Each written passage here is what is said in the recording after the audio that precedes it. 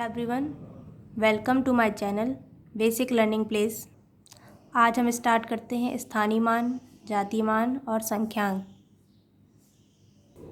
तो सबसे पहले संख्यांक के बारे में पढ़ते हैं। तो संख्यांक वो नंबर है जो अंकों का समूह, मतलब 10, 12, 1 अकेला ना हो, मतलब सिंगल नंबर ना हो, पूरा नंबर हो, तो उसको बोलते हैं संख्यांक। अंकों का समूह संख्यांक कहलाता है और किसी भी संख्या को हम दाएं से बाएं लिखते हैं। जैसे कि ये नंबर लिखा है 9843215667।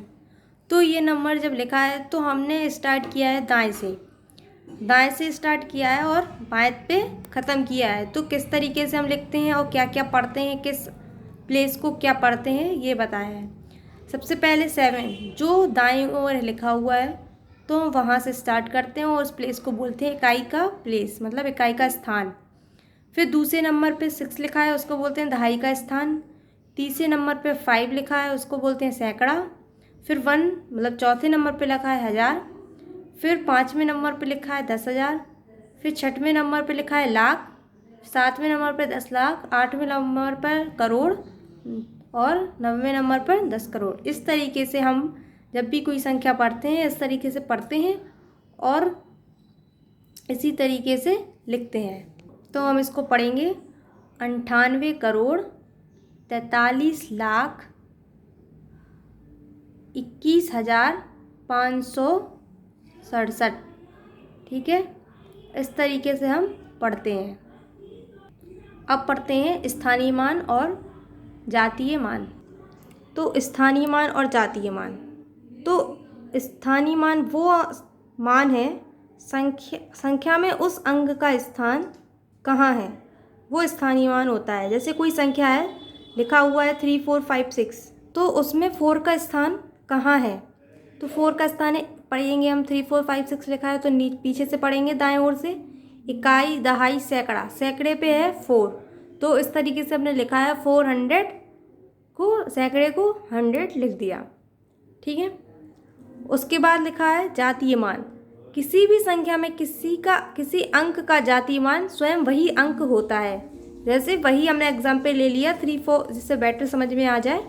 तो 3, 4, 5, 6 में 4 का जातीय मान, उसमें स्थानीय मान था, इसमें जातीय मान वही अंक होता है जो जिस अंक के बारे में पूछा जाता है।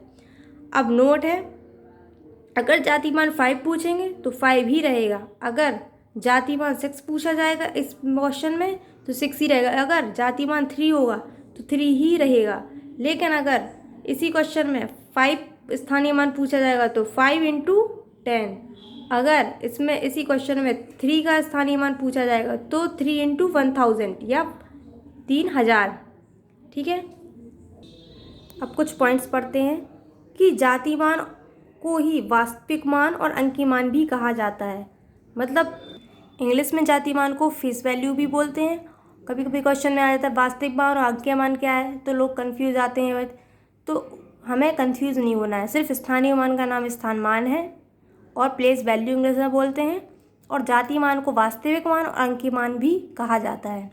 अब इकाई का अंक का स्थानीय मान और जातीय मान दोनों सदैव समान रहता है। अगर इसी एग्जाम्पल में ले लेंगे 3, 4, 5, 6 जो लिखा है, एग्जाम्पल लिखा है 3456, तो अगर 6 का स्थानीय मान 6 ही रहेगा और 6 × 1 होता है क्योंकि तो 6 ही हो जाता है, और 6 का जातीय मान 6 ही रहेगा क्योंकि वो स्वयं की संख्या होती है, वही संख्या होती है जिसका मान पूछा जाता है। अब शून्य का स्थानीय मान एवं जातीय मान सदैव शून्य ही रहता है। मतलब शून्य को कहीं भी लिख दिया जाए, स्थानीय मान शून्य ही रहेगा। चाहे 0 को 4-5 बार लिख लो, चाहे 1 बार लिख लो, वो शून्य ही रहेगा। और जातीय मान उसका खुद का अंक शून्य ही है, उसको शून्य ही से बोला जाता है, तो शून्य ही रहेगा। इसलिए ये इम्पोर्टेंट नोट है, नोट कर लीजिए आप लोग या स्क्रीनशॉट ले लीजिए। अब हमने एक और एग्जाम्पल लिया है, जैसे कि ये एग्जाम्पल लिया है 43,603।